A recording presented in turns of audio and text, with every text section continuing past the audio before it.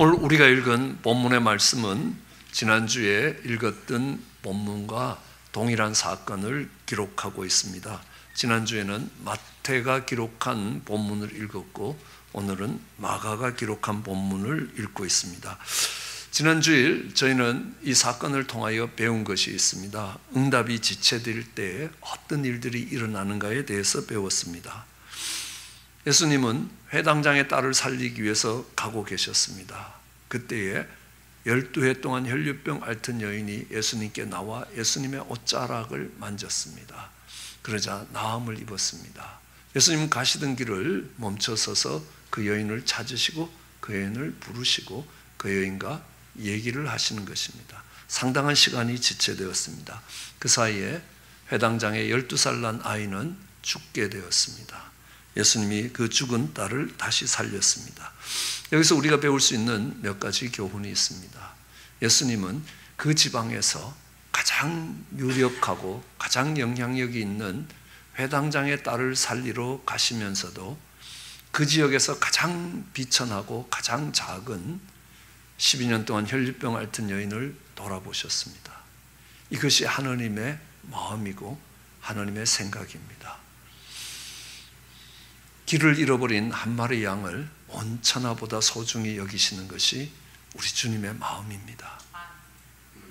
그 길을 멈춰서는 그런 주님의 모습 속에서 그 하나님의 마음을 읽을 수 있게 됩니다. 그러기에 오늘 우리가 이 자리에 있을 수 있습니다. 응답이 지체됨으로 인하여 하나님의 크신 영광이 드러났다는 사실입니다.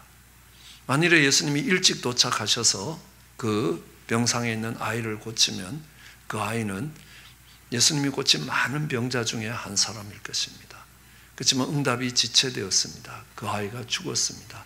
그러자 이제 우리 주님이 죽은 자를 살려내신 역사가 일어나는 것입니다. 주님의 크신 영광이 기다리고 있었기 때문입니다. 오늘 일이 지체되는 가운데서 또 하나 배울 수 있는 교훈은 이 일이 지체된 것이 그 회당장의 믿음을 키워주시기 위해서입니다. 딸이 죽었습니다. 주님이 말씀하십니다. 정말 그 딸이 살아날 것이라고, 죽은 자가 살아날 것이라는 걸 믿기는 어려웠을 것입니다. 그러나 오는 길에 있었던 사건이 있습니다. 자기 딸의 나이만큼 그 12년 동안 단 하루도 건강하지 못했던 그 여인이 예수님이 기도하지 않았음에도 그가 와서 주님의 옷자락을 만짐으로 나음을 입었다면, 그 여인을 고치실 수 있는 주님이시라면 죽은 딸도 고칠 수 있겠다는 생각을 붙들 수 있을 것입니다. 그 생각을 붙드는 것을 우리는 믿음이라고 이야기합니다. 그 혈류병 앓던 여인의 믿음이 죽은 딸을 살리는 아이 아버지의 믿음이 된 것입니다. 오늘은 이 혈류병 앓던 여인이 어떻게 그 절망적인 고통 속에서 회복될 수 있느냐라는 것들을 살펴보고자 합니다. 혈류병 앓던 여인, 그것도 12년 동안입니다. 긴 세월입니다. 단 하루도 건강한 날 없이 12년을 살아온 것입니다. 매일매일 힘이 빠져나갑니다. 생기를 잃어버립니다. 정말 고치려고 다 노력을 해봤습니다. 그런데 고쳐지질 않습니다. 가진 재산을 다 잃어버렸습니다. 특별히 이 혈류병이라는 것은 문둥병과 같은 수준으로 취급되고 있었습니다. 그래서 그 당시에 가장 부정한 질병 중에 하나였습니다. 사람들이 다가오면 나는 부정환자다, 부정환자다 외쳐야 되는 그런 질병 중에 하나였습니다. 그렇기 때문에 사람들이 그에게 손을 대지 않습니다. 만일에 그에게 손을 대면 손을 댄 사람도 부정해지기 때문에 정말 많은 정함을 받는 과정들을 거쳐야 되는 겁니다. 그러니까 그런 여자를 만나고 싶어 하지 않습니다. 길거리에서 부딪히는 것도 싫어하는 것입니다. 정말 사회생활을 할 수 없는 사람이 되는 것입니다. 자신은 마치 저주받은 인생과 같다는 생각이 들고 있습니다. 우리에게도 그런 문제가 있을 수 있습니다. 오랫동안 해결받지 못하는 문제가 있습니다. 많이 기도하고 정말 새벽 기도도 하고 철야도 하고 금식도 하는데 기도 응답이 없습니다. 할 수 있는 모든 것들을 다 해봤는데 그 문제가 해결되지 않습니다. 무슨 방법을 써도 해결이 안 됩니다. 잊어버리려고 해도 잊어버려지지 않는 문제입니다. 내 삶에서 떠나지 않는 괴로운 문제입니다. 그것 때문에 삶의 활기를, 생기를 잃어버리게 됩니다. 더 이상 버틸 힘이 없습니다. 상태는 점점 더 나빠지고 있습니다. 소망이 사라집니다. 절망과 좌절 가운데 놓이게 되는 것입니다. 우리는 이런 문제 속에서 어떻게 회복될 수 있는가? 어떻게 이런 문제를 해결받을 수 있는가? 오늘 12해 동안 혈류병 앓던 여인이 회복되었다면 우리에게도 동일한 소망을 가지고 갈 수 있다는 사실입니다. 오늘 이 12해 동안 혈류병 앓던 여인이 어떻게 회복되었느냐라는 과정을 살펴볼 때에 오늘 본문을 다시 읽어가면 이해가 안 되는 구절이 나옵니다. 오늘 본문 33절에 이 고침을 받은 여인이 예수님 앞에 나올 때 하는 말입니다. 이 여인이 자기에게 이루어진 일을 알고 두려워하여 떨며 와서 그 앞에 와서 모든 사실을 이야기하더라. 여러분 12년 동안 지긋지긋하게 따라오던 아주 고통스러운 질병이 나로 하여금 사회생활을 하지 못하게 만들었던, 어디 가서 부끄러워서 말을 할 수도 없게 만들었던 그런 질병이 떠나갔을 때 여러분 두려움이 찾아옵니까? 아닙니다. 정말 할렐루야 하면서 춤을 춰도 부족할 겁니다. 감사할 겁니다. 정말 하나님 감사합니다라고 할 텐데 그 예수님 앞에 나와서 두렵고 떨리는 모습으로 그 앞에 서 있는 그 여인의 모습을 발견하게 되는 것입니다. 왜 여인이 두려워하고 떨고 있느냐? 그 두려워하고 떨고 있는 여인에게 예수님이 말씀하십니다. 그 다음 구절에 예수님이 뭐라고 이야기하냐면 딸아 내 믿음이 너를 구원하였으니 평안히 가라. 내 병에서 놓여 건강할지어다. 내 믿음이 너를 구원했다. 그러니까 평안히 가라. 그리고 내 병에서 놓여 건강할지어다. 오늘 예수님이 내 믿음이 너를 구원했기 때문에 네가 평안히 가라는 말과 내 병에서 놓여 건강할지어다, 이 두 말씀을 하셨는데 이 두 말씀이 같은 사건의 다른 표현이냐 아니면 전혀 다른 뜻을 갖고 있느냐? 전혀 다른 뜻을 갖고 있다는 것입니다. 내 병에서 놓여 건강한 것과 내 믿음이 너를 구원했다는 것은 전혀 다른 두 개의 현상을 설명하고 있는 것입니다. 예수님이 똑같은 말씀을 하신 적이 있습니다. 누가복음 17장에 보면 10 문둥병자를 고칠 때였습니다. 예수님이 갈릴리에 계시다가 예루살렘으로 가시는 길이었습니다. 갈릴리와 사마리아 사이에서 있던 10 문둥병자를 만났습니다. 10 문둥병자들이 이야기합니다. 다윗의 자손이여 우리를 불쌍히 여기소서라고 외쳤습니다. 그랬을 때에 예수님께서 정말 너희 몸을 제사장에게 보여라. 이 문둥병자가 제사장을 찾아가는 것은 그의 문둥병이 다 나았을 때 제사장에게 확인을 받는 것입니다. 그래서 이 문둥병자들이 그 제사장을 찾아가는 겁니다. 그런데 그들이 가다가 나은 것을 봤습니다. 그 말씀을 믿고 갔는데 가는 도중에 나았습니다. 문둥병이 다 나았기 때문에 간 것도 아닙니다. 그 예수님의 말씀을 믿고 가다가 자기들이 나은 것을 봤습니다. 그래서 그런데 그 중에 한 문둥병자만, 사마리아 문둥병자만 자기가 나은 것을 보고 큰 소리로 하나님께 영광을 돌리며 돌아왔습니다. 다른 사람들은 제사장을 찾아갔고 그들의 고향을 찾아갔고 그들의 집을 찾아갔을 것입니다. 그런데 이 사마리아 문둥병자 한 사람만 예수님께 찾아와서 예수님의 발 앞에 엎드려서 감사의 표현을 하는 것입니다. 이 감사의 표현이 얼마나 되겠습니까? 문둥병자가 사회생활을 못하는데 그가 모아놓은 돈이 있으면 얼마나 있겠습니까? 정말 보잘것없고 정말 과부가 드린 헌금과 같이 쿼러 2개, 동전 2개가 안 되는 그런 감사일 겁니다. 그때 예수님이 이야기하십니다. 그 문둥병자를 보면서 예수께서 10사람이 다 깨끗함을 받지 않았느냐? 그런데 그 아홉은 어디 갔느냐? 이 이방인 외에는 하나님께 영광을 돌리러 온 자가 없느냐 하시고 똑같은 말씀을 합니다. 그에게 이르시되 일어나 가라, 내 믿음이 너를 구원하였느니라. 내 믿음이 너를 구원하였다라고 이야기합니다. 오늘 내 믿음이 너를 구원하였다라는 이 말을 문둥병에서 회복된 10명의 문둥병자 모두에게 한 말이 아니라는 겁니다.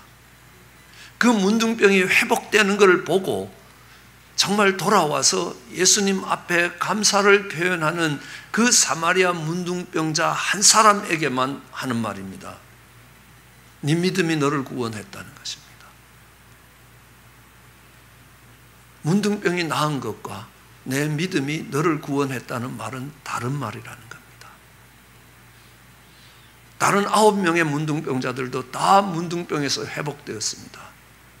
그러나 그 문둥병이 회복되는 일로 정말 구원의 사건이 일어난 것은 이 사마리아 문둥병자 한 사람뿐이라는 것입니다.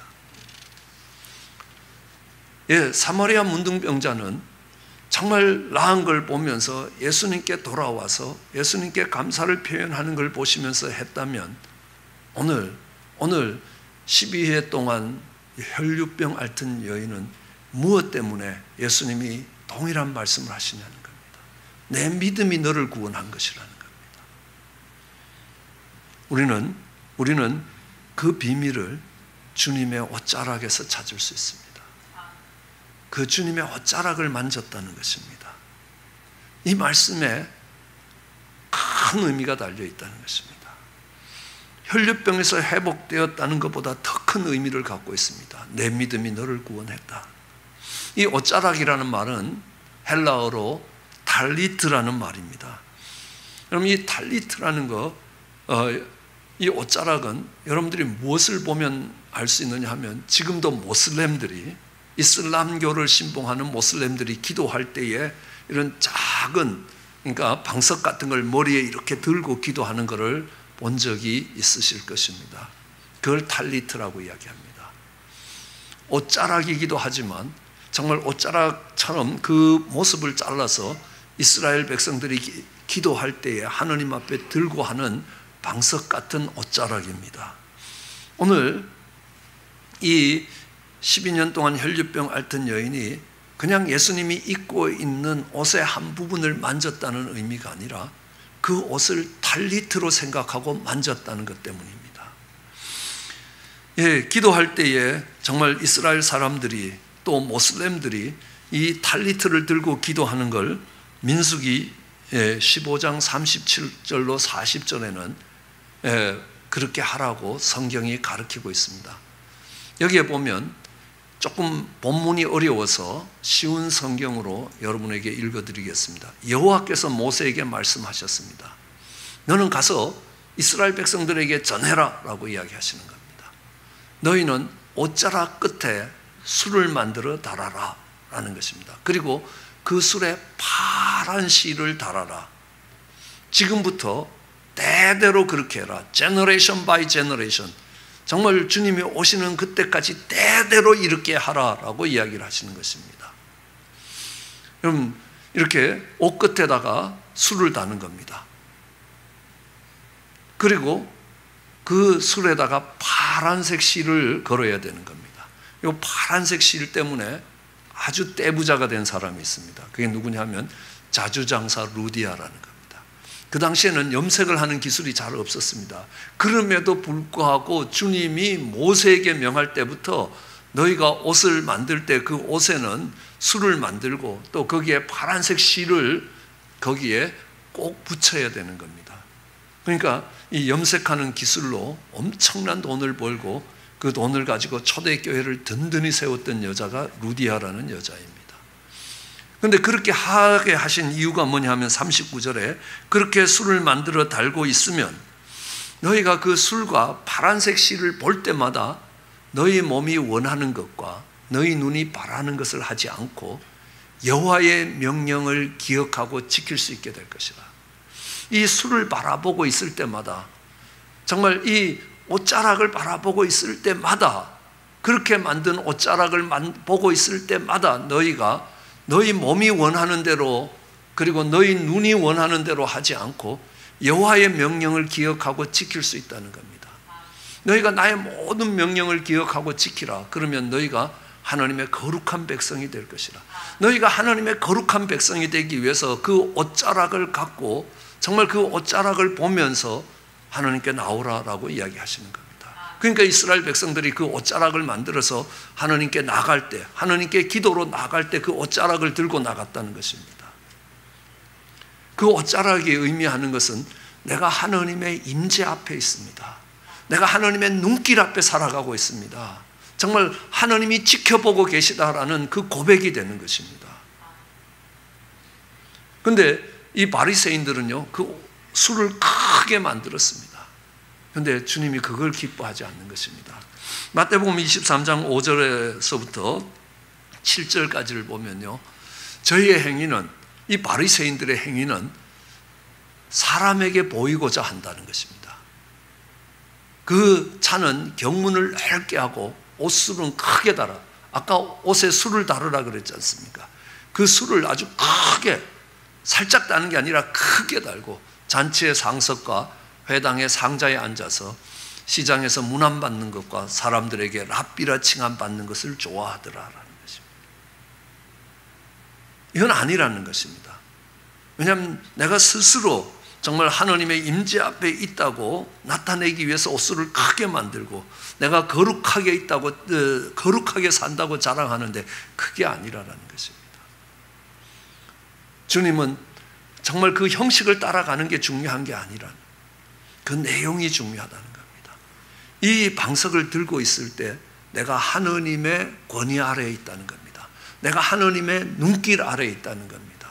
하나님의 임재 아래에 있다는 그 생각을 잊어버리면 안 된다는 겁니다. 우리가 옷자락이라는 것을 이해하기 위해서 룻기에 나오는 사건 하나를 살펴보려고 합니다. 이방 여인 룻이 나오미를 따라 베들레헴으로 돌아왔습니다. 이 베들레헴으로 돌아와서 그는 보리삭을 주스러 갔는데 그것이 보아스의 밭이었습니다. 그래서 보아스의 돌보심을 받고 그 보리삭을 줍다가 이제 드디어 보리 타작을 하는 날이 되었습니다. 그러자 시어머니 나오미가 그 며느리 룻에게 지금 타작 마당에 가면 보아스가 자고 있을 것이다. 그러니까 보아스가 다른 일꾼들과 함께 같이 타작 마당에서 타작을 하다가 피곤하니까 거기에 멍석을 깔고 거기에서 잠을 자고 있을 것이다. 그러니까 그 보아스의 이불 속으로 들어가라 라고 이야기하는 겁니다. 그래서 룻은 그 시어머니가 말씀하시는 대로 정말 늦은 밤에 이 타작마당에 가서 보아스가 자고 있는 이 이불을 들고 그 속으로 쏙 들어갔습니다. 보아스가 한참 자다 보니까 웬 여자가 이불 속에 있는 거 아닙니까? 놀래갖고 깨서 뭐냐라고 이야기하니까 룻이 이야기합니다. 룻기 3장 9절의 말씀입니다. 나는 당신의 시녀 룻입니다. 당신의 옷자락으로 이 시녀를 덮어달라는 겁니다. 당신은 우리의 기업 물을 자가 됨이라 라고 이야기합니다. 이스라엘 백성에는 기업 무르기라는 제도가 있었습니다. 정말 자연재해나 질병이나 여러 가지 어려움으로 그들이 소유가 하고 있는 땅을 팔았을 때에 그 가까운 친족이 정말 그 친족이 불쌍해서 대신 그 땅을 다 찾아주고 그들의 잃어버린 축복을 회복시켜주는 자를 기업 물을 자라라고 이야기합니다. 우리가 범죄함으로 인하여 하나님이 주신 우리의 축복을 다 잃어버렸을 때에 예수님이 우리의 기업 물을 자로 오고 계시다라고 성경은 설명하고 있습니다. 그러니까 이렇게 이야기를 하면 보아스가 그 다음에 이 룻에게 뭐라고 이야기하냐면요, 내 딸아라고 이야기합니다. 그 10절에 내 딸아 여호와께서 내게 복 주시길 원한다. 내가 빈부를 물어나고 연소한 자를 줬지 아니하였으니 너의 베푼 인애가 처음보다 나중에 크다는 겁니다. 내 딸아 두려워하지 말라. 내가 내 말대로 내게 다 행할 것이라. 내가 현숙한 여자인 줄 나의 성읍 백성이 다 안다는 겁니다. 아니, 넌 누구냐? 룻입니다. 이게 무슨 회개망측한 짓이냐? 왜 여기 와 있느냐? 이렇게 질타하지 않았습니다. 너 참 인애가 크다라는 겁니다. 너는 참 현숙한 여자라고 이야기합니다. 분명히 타작마당에, 그것도 얼마나 당황하겠습니까? 혼자 자고 있을 때 그러면 수습이라도 되는데, 일꾼들하고 다 같이 마당에서 자는데 이 여자가 그냥 자기 이불 속으로 쳐들어온 거 아닙니까? 근데 이 보아스가, 그가 인애를 베풀어주고 그가 현숙한 여인이라고 이야기하는 이유가 뭐냐면 당신의 옷자락으로 나를 덮어달라라는 것입니다.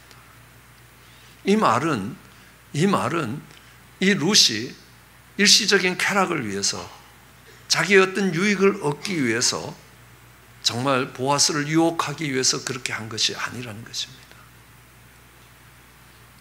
왜냐하면 그렇게 유혹할 것 같으면 아무도 안 보는 자리에 몰래 가야 될 거 아닙니까? 근데 이거는 뭐냐 하면 당신의 권위로 우리를 덮어달라는 것입니다. 내가 당신의 권위 속으로 들어가길 원합니다. 당신이 우리의 기업물을 자가 되어주시길 원합니다. 우리에게 예수님처럼 우리의 모든 정말 실패와 좌절과 저주를 걷어주시길 원합니다. 그리고 우리를 당신의 식구로 받아주시길 원합니다. 조금 다르게 얘기하면 청혼을 하는 겁니다. 청혼이라는 것이 내가 당신의 권위 속에 들어가게 해달라는 겁니다. 그러니까 뭐라고 이야기합니까? 네가 정말 돈이 많고 적음을 두고라도 젊은 사람을 찾아갈 거지 이 늙은이를 찾아올 리가 없다는 겁니다. 근데 이렇게 찾아온 거는 네가 네 어머니의 말을 듣고 그 어머니의 뜻을 따라가는 거니까, 네가 그 나오미에게 베푸는 인애가 정말 어머니를 버리지 않고 오늘 이 베들레헴 들판까지 따라온 것보다 더 큰 사랑이고 더 큰 인애라고 이야기를 합니다. 그리고 그를 현숙한 여인으로 보는 것입니다. 왜요? 주의 당신의 옷자락으로 나를 덮어달라라고 이야기했기 때문에 그렇습니다. 이 옷자락을 이해하기 위해서 또 하나의 사건이 있습니다. 다윗 왕과 사울 왕의 사건입니다. 다윗은 사울의 사위가 된 후에 전쟁에 나가서 승리를 일구었습니다. 그러니까 많은 사람들이 이야기합니다. 다윗이 죽인 자는 만만이고 사울이 죽인 자는 천천이라고 여인들이 노래하기 시작했습니다. 그러자 사울이 시기심이 나서 다윗을 죽이려고 하는 겁니다. 다윗이 도망을 갔습니다. 도망을 가다가 다윗이 엔게드에 있다는 말을 듣고 사울이, 그러니까 수천의 군사를 이끌고 다윗을 잡으러 옵니다. 그때 다윗이 엔게드의 굴에 숨습니다. 양의 굴에 숨습니다. 양들이 들어가서 똥 싸고 오줌 싸고 해서 막 냄새가 찌진 그 굴에 숨어 있는데 갑자기 사울이 들어오는 겁니다. 그래서 사울이 들어와서 정말 이제는 죽었다, 이제는 퇴로가 없는 이 굴에 갇혔기 때문에 죽었다 하고 모두가 공포에 질려 있을 때 갑자기 사울이 돌아서더니만 바지를 탁 내리고 용변을 보는 겁니다. 대변을 보는 겁니다. 우리 성경은요, 사울이 발을 가렸다 하고 이렇게 점잖은 표현으로 했는데 그게 똥 놓다라는 뜻입니다. 그러니까 열심히 용변을 보고 있는 그를 다윗의 부하들이 이야기합니다. 저거 한 칼에 쳐 죽일 수 있습니다. 두 번도 안 찌를 수 있습니다. 그냥 가서 한 칼에 정리할 수 있습니다. 하나님이 드디어 우리의 고난을 끝내시나 봅니다. 그럴 때 다윗이 이야기합니다. 하나님의 기름 부으신 자는 하나님이 정리하실 것이라 손대지 말라라고 이야기합니다. 그리고 다윗이 몰래 가서 그 옷자락을 잘랐습니다. 옷자락을 잘랐습니다. 그게 탈리트라는 겁니다. 그 옷자락은 왕의 권위입니다. 왕의 권위를 이야기하고 있습니다. 물론 구약이기 때문에 히브리어로 쓰이면서 단어가 다르지만 똑같은 의미입니다. 그러기에 정말 그 굴에서 나왔을 때에 다윗이 이야기합니다. 아버지 보시옵소서, 내가 뭘 잘못했습니까? 내가 당신을 죽일 정말 그런 뜻이 없습니다. 내 손에 왕의 옷자락이 여기 들려 있습니다. 왕을 죽이고자 하지 않고 겉옷자락만 베었다는 겁니다.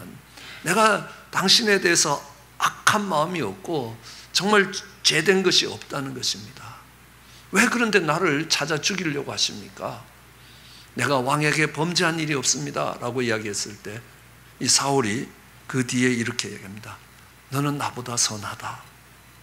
너는 나보다 의롭다. 그리고 그 다음에요, 나는 내가 반드시 왕이 될 것을 알고 이스라엘 나라가 내 손에서 견고해질 것을 안다는 겁니다. 왜 그렇습니까? 이거는요, 그냥 다윗이 사울을 살려준 것 때문에 그렇지 않습니다. 왜냐하면 이 옷자락이 사울에게서 다윗에게 옮겨졌다는 겁니다. 이것은 다르게 하면 왕권이 옮겨졌다는 것을 이야기합니다. 이제 네가 앞으로 이스라엘의 왕이 될 것이라는 겁니다. 다윗은 그런 의미로 왕의 옷자락을 자른 게 아닙니다. 죽이지 않고 내가 죽일 의사가 없다는 것들을 표현하기 위해서 옷자락을 잘랐는데, 하나님은 그 옷자락이, 그 왕의 권위가 사울에게서 다윗에게 옮아진다는 걸 이야기합니다. 사울도 그것을 이야기하고 있습니다. 그 옷자락은 왕의 권위를 이야기하고 있습니다. 오늘 12해 동안 혈류병 앓던 여인이 그냥 예수님의 옷의 한 부분을 만진 게 아닙니다.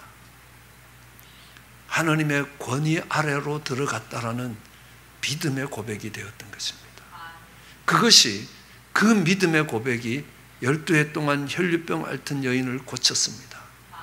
이 12해 동안 혈류병 앓던 그 지긋지긋한 병이 고친 것을 떠나서 내 믿음이 너를 구원했다라는 말을 듣는 것입니다. 사마리아 문둥병자가 들었던 말씀처럼요, 내 믿음이 너를 구원한 것이라. 그에게 치료가 나타나는 모습들도 동일합니다. 우리가 말라기 4장 2절에 보면 이런 말씀이 기록되어 있습니다. 그날에 내 이름을 경외하는 너희에게 의로운 해가 떠올라서 그 해로부터 치료하는 광선이 나올 것이라는 겁니다. 그러면 그 치료하는 광선이 태양에서부터 나가서 너희가 외양간에서 나온 송아지같이 뛰게 될 것이라는 겁니다. 자, 오늘 태양이 떠올랐습니다. 의로운 해가 떠올랐습니다. 그 해로부터 빛이 나오기 시작하는 겁니다. 광선이 나오기 시작합니다. 여기서 치료하는 광선 이야기할 때 이 광선이 탈리트라는 겁니다. 옷자락이라는 겁니다. 태양이 떠올랐으면 태양에서 옷자락이 나올 것이라는 겁니다. 그 옷자락이 너희를 고칠 것이라, 너희를 외양간에서 나온 소처럼 고칠 것이라는 겁니다. 오늘 12해 동안 혈류병 앓던 여인이 그 옷자락을 잡은 겁니다. 그 태양에서부터 나오는 치료하는 광선을 잡은 것이라는 겁니다. 그러면서 그에게 치료의 역사가, 회복의 역사가 일어났다는 사실입니다. 그런데 말씀드렸던 것처럼 치료의 역사가 나타난 것보다 더 놀라운 것은, 나를 치료한 것이 의로운 해에서부터 나온 광선이라면, 내가 주님의 옷자락을 붙든 것이 그 의로운 해에서부터 나오는 광선이라면 주님은 누구냐는 겁니다. 주님은 태양이라는 겁니다. 그 태양의 옷자락을 내가 붙들었을 때 나는 나음을 입었고 외양간에서 나오는 송아지처럼 뛸 수 있게 되었다는 겁니다. 그 말은 뭐냐 하면, 내가 붙든 옷자락의 본체가 되는 예수님은 태양이라는 겁니다. 예수님 바로 하느님의 아들이라는 겁니다. 그가 메시아요 그리스도라는 겁니다. 그러기에 12해 동안 혈류병 앓던 여인이 붙들었던 그 옷자락은 뭐냐 하면요, 주는 그리스도요 살아계신 하느님의 아들이라는 신앙 고백이었습니다. 그러기에 내 믿음이 너를 구원했다라고 이야기합니다. 여러분, 내 병이 나은 게 아닙니다. 내가 하느님을 만난 것입니다. 하느님을 알게 된 것입니다. 요한복음은 우리에게 이야기합니다. 하느님과 그 보내신 자를 아는 것이 영생이라고 이야기합니다. 오늘 예수님이 누구신지를 알게 된 것입니다. 12년 동안 혈류병 앓던 나를 고치신 예수님이 아니라 태양이신 예수님이라는 겁니다. 하느님 본체이신 예수님이라는 겁니다. 예수님을 하느님의 아들로 만난 것입니다. 그럼 여기서 아들이라는 개념은요, 하느님이라는 개념입니다. 소의 아들은 소라는 겁니다. 개의 아들은 개라는 겁니다. 돼지의 아들은 돼지라는 겁니다. 하느님의 아들은 하느님이라는 겁니다. 사람의 아들은 사람이라는 겁니다. 예수님이 하느님의 아들이시라는 걸 알게 된 겁니다. 그러면서 구원의 역사가 일어나는 것입니다. 우리는 마태복음을 읽어가다 보면 정말 귀신이 들려서 눈 멀고 벙어리 된 사람이 있습니다. 예수님이 그를 고치셨습니다. 그리고 하시는 말씀이 있습니다. 이 귀신이 쫓겨난 게 아니라는 겁니다. 그보다 더 놀라운 사건은 뭐냐면 28절에 내가 하나님의 성령에 힘입어 귀신을 쫓아내는 것이라면 하나님의 나라가 너희에게 임하는 것이라. 하나님의 나라가 임한 것이라는 겁니다. 그저 귀신이 쫓겨나가서 내 인생이 묶였던 것들이 풀어지는 것으로 그쳐지는 것이 아니라 하나님의 나라가, 하나님의 통치가 너에게 임했다는 사건입니다. 귀신이 쫓겨난 것보다 더 놀라운 사건이 되는 겁니다. 우리는 부흥회를 오신 부흥 강사님으로부터 우리가 방언이라는 은사를 받는 것이 그 은사 하나를 받는 것에 그치지 않고 하나님의 나라가 임한 것이라는 것입니다. 우리는 성경 구절을 통해서 확인했던 것들을 기억합니다. 12해 동안 혈류병 앓던 여인, 그가 주님의 옷자락을 만졌습니다. 그랬을 때 그가 나음을 입었습니다. 그랬을 때 그는 혈류병이 나은 것이 아니라 내가 만진 이 옷자락이 하나님의 옷자락이라는 겁니다. 내가 만진 그 옷자락이 탈리트, 하나님의 임재가 있는 그 옷자락이었다는 겁니다. 태양에서 나오는 정말 광선이었다는 겁니다. 그때 주님이 누군지를 알게 되는 것입니다. 그러자 내 믿음이 너를 구원했다는 겁니다. 이제 평안히 가라라는 겁니다. 그 옆에서 지켜보던 야이로라는 회당장이 있습니다. 이 여인의 이 신앙 고백이 정말 주님을 하나님의 아들로 고백하는 그 신앙 고백이 12년 동안 혈류병 앓던 여인을 고친 것입니다. 그러자 나도 동일한 고백을 하면 죽은 딸도 살리실 것이라는 겁니다. 여러분, 야이로의 집에서 죽은 딸이 살아나는 것으로 기쁨이 가득했습니다. 그러나 그거보다 그 온 집이 믿고 구원을 얻더라. 그 집이 믿고 구원을 얻더라는 것입니다. 예수님이 누군지를 알게 되었습니다. 그 신앙의 고백을 하나님께 드릴 수 있는 사람이 되었습니다. 그리고 그 집에 구원이 임했습니다. 오늘 12해 동안 혈류병 앓던 여인이 주님의 옷자락을 만지는 것처럼 만지시고 그것을 통해 주님이 누구신지를 알게 되고 여러분이 알게 된 그 주님이 여러분을 아는 많은 사람들에게 용기와 도전과 정말 생명 안으로 들어올 수 있는, 구원으로 들어올 수 있는 길이 되기를 주의 이름으로 축원합니다. 기도하시겠습니다.